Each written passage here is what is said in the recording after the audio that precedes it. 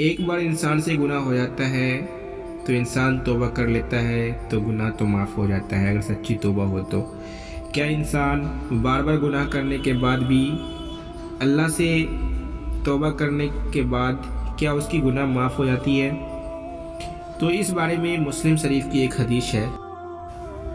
हज़रत अबू हुरैरा रज़ियल्लाहु ताला अन्हु रिवायत करते हैं कि नबी करीम सल्लल्लाहु अलैहि वसल्लम ने इरशाद फरमाया, हदीस कुदसी है, यानी अल्लाह ताला का फरमान है। अल्लाह ताला फरमाता है कि बंदा गुनाह करता है और गुनाह करके कहता है, ए अल्लाह मेरे गुनाहों को बख्श दे।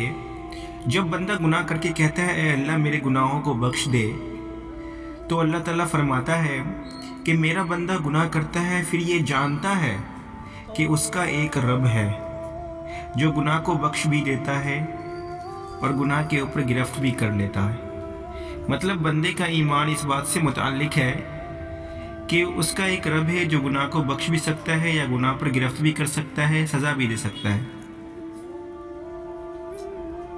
बंदा फिर गुनाह करता है, फिर तौबा करता है, फिर अल्लाह ताला यही फरमाते रहते हैं। तो इंसान को चाहिए कि जैसे ही गुनाह हो जाए अल्लाह से तौबा करना चाहिए, क्योंकि अभी सांस चल रही है आपकी, इसका मतलब अल्लाह ताला आपको मोहलत दे रहा है तौबा करने के लिए।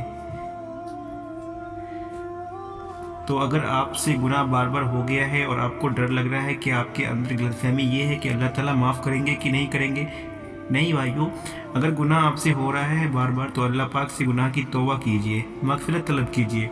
अल्लाह बहुत रहमानुर रहीम है, जो 70 माओं से ज़्यादा मोहब्बत करता है अपने बंदों से।